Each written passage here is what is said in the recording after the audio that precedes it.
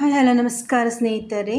ಇವತ್ತು ನಾನು ತುಳುನಾಡ ರೆಸಿಪಿ ಕಡಲೆ ಪುಳಿಮುಂಚಿ ಮಾಡಿದ್ದೇನೆ. ಪುಳಿಮುಂಚಿ ಅಂದರೆ ಹುಳಿ ಮತ್ತು ಮೆಣಸು ಹಾಕಿ ಮಾಡುವ ಪದಾರ್ಥ. ಇದು ನಮ್ಮ ತುಳುನಾಡಲ್ಲಿ ಚಿಕನ್ ಪುಳಿಮುಂಚಿ, ಹಾಗೆ ಬೂತಾಯಿ ಪುಳಿಮುಂಚಿ, ಬಂಗುಡೆ ಪುಳಿಮುಂಚಿ, ಫಿಶಲ್ಲೆಲ್ಲ ಮಾಡ್ತಾರೆ. ಹಾಗೆ ನಾನು ಇಲ್ಲಿ ಕಡಲೆಯಲ್ಲಿ ಮಾಡಿದ್ದೇನೆ. ಅದರ ರೆಸಿಪಿ ನಿಮ್ಮ ಮುಂದೆ ಶೇರ್ ಮಾಡ್ತೇನೆ. ಯಾರ್ಯಾರು ನನ್ನ ಹೊಸದಾಗಿ ನನ್ನ ಚಾನಲ್ ನೋಡ್ತಾರೆ, ಲೈಕ್, ಶೇರ್, ಸಬ್ಸ್ಕ್ರೈಬ್ ಮಾಡಿ. ಈ ರೆಸಿಪಿ ತುಂಬಾನೇ ಟೇಸ್ಟಿಯಾಗಿ ಬಂದಿದೆ. ಇದು ಗಂಜಿಗಂತೂ ಒಳ್ಳೆ ಕಾಂಬಿನೇಷನ್. ಮಾಡುವ ವಿಧಾನವನ್ನು ನೋಡೋಣ.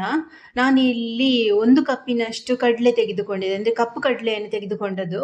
ಅದು ನೀರಿಗೆ ಹಾಕಿ ನೆನೆ ಹಾಕಿ ಚಂದ ಮಾಡಿ ತೊಳೆದು ನೀರಿಗೆ ನೆನೆ ಹಾಕಿದ್ದೇನೆ.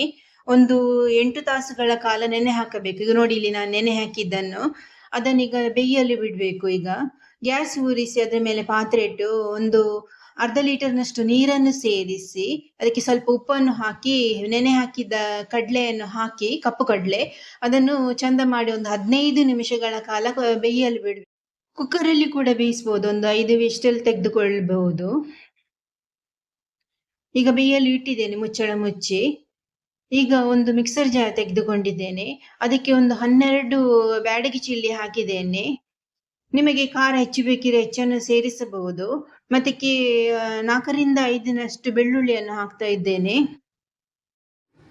ಬೆಳ್ಳುಳ್ಳಿಯನ್ನು ಸೇರಿಸಿದ ಬಳಿಕ 1 ಚಮಚದಷ್ಟು ಜೀರಿಗೆ ಪೌಡರನ್ನು ಹಾಕ್ತಾ ಇದ್ದೇನೆ. ಇದು ಮನೆಯಲ್ಲಿ ಹುರಿದು ಪುಡಿ ಮಾಡಿಟ್ಟ ಜೀರಿಗೆ ಪೌಡ್ರು. ನಾನು ಕೊತ್ತಂಬರಿ ಮತ್ತು ಜೀರಿಗೆ ಪೌಡರ್ ಮನೆಯಲ್ಲಿ ಹುರಿದು ಹುಡಿ ಮಾಡಿ ಇಟ್ಟುಕೊಳ್ಳೋದು. ಈಗ 1 ಟೇಬಲ್ ಸ್ಪೂನ್ನಷ್ಟು ಕೊತ್ತಂಬರಿ ಪೌಡರನ್ನು ಕೂಡ ಹಾಕ್ತಾ ಇದ್ದೇನೆ. ಬೇಕಿರೋ ಒಂದು ಅರ್ಧ ಚಮಚ ಗರಂ ಮಸಾಲೆ ಕೂಡ ಹಾಕಬಹುದು. ಅರ್ಧ ಚಮಚದಷ್ಟು ಅರಿಶಿನ ಪೌಡರ್ ಕೂಡ ಹಾಕಬೇಕು. ಈಗ ಇದಕ್ಕೆ ರುಚಿಗೆ ತಕ್ಕಷ್ಟು ಹುಳಿಯನ್ನು ಹಾಕಬೇಕು. ನಿಮಗೆ ಎಷ್ಟು ಹುಳಿ ಬೇಕೋ ಅಷ್ಟು ಹಾಕಬಹುದು.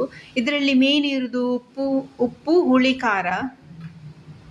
ಇದನ್ನು ನುಣ್ಣಗೆ ನೀರು ಸೇರಿಸಿ ನುಣ್ಣಗೆ ರುಬ್ಬಿಟ್ಟುಕೊಳ್ಳಬೇಕು. ಈಗ ಇದನ್ನು ರುಬ್ಬಿ ಆಗಿದೆ, ಇದನ್ನು ಸಪ್ರೇಟ್ ಆಗಿ ತೆಗೆದಿಟ್ಟುಕೊಳ್ತಿದ್ದೇನೆ. ಈಗ ಒಂದು ಬಾಣಲೆ ತೆಗೆದುಕೊಂಡಿದ್ದೇನೆ. ಅದಕ್ಕೆ ಈಗ ಒಗ್ಗರಣೆಯನ್ನು ರೆಡಿ ಮಾಡ್ತಿದ್ದೇನೆ. 1 ಟೇಬಲ್ ಸ್ಪೂನ್ನಷ್ಟು ಎಣ್ಣೆಯನ್ನು ಹಾಕಿದ್ದೇನೆ. ಅದಕ್ಕೆ ಸಾಸಿವೆಯನ್ನು ಅರ್ಧ ಚಮಚದಷ್ಟು ಹಾಕಿದ್ದೇನೆ. ಜಜ್ಜಿದ ಬೆಳ್ಳುಳ್ಳಿಯನ್ನು ಮತ್ತು ಕರಿಬೇವು ಎಲೆಯನ್ನು ಹಾಕಿ ಒಳ್ಳೆ ಬ್ರೌನ್ ಕಲರ್ ಬರೋ ತನಕ ಫ್ರೈ ಮಾಡಬೇಕು. ಬೇಕಿದ್ರೆ ಹಿಂಗು ಪೌಡ್ರ್ ಕೂಡ ಸೇರಿಸಬಹುದು. ಈಗ ರುಬ್ಬಿಟ್ಟ ಮಸಾಲೆಯನ್ನು ಇದಕ್ಕೆ ಸೇರಿಸ್ತಾ ಇದ್ದೇನೆ. ಮಸಾಲೆಗೆ ಸ್ವಲ್ಪ ನೀರನ್ನು ಕೂಡ ಸೇರಿಸಬೇಕು. ಈಗ ನೋಡಿ, ಇಲ್ಲಿ 15 ನಿಮಿಷ ಆಗಿದೆ. ಇಲ್ಲಿ ಕಡಲೆ ಒಳ್ಳೆ ಚಂದ ಮಾಡಿ ಬೆಂದಿದೆ. ಈಗ ಅದನ್ನು ಕುದಿಯುವ ಮಸಾಲೆಗೆ ನಾನು ಇದನ್ನು ಹಾಕ್ತಾ ಇದ್ದೇನೆ. ಬೆಂದ ಕಡಲೆಯನ್ನು ಕುದಿಯುವ ಮಸಾಲೆಗೆ ಹಾಕ್ತಾ ಇದ್ದೇನೆ. ಇದು ನೀವು ಕೂಡ ಟ್ರೈ ಮಾಡಿ ನೋಡಿ, ತುಂಬಾನೇ ಟೇಸ್ಟಿಯಾಗಿ ಬರುತ್ತೆ.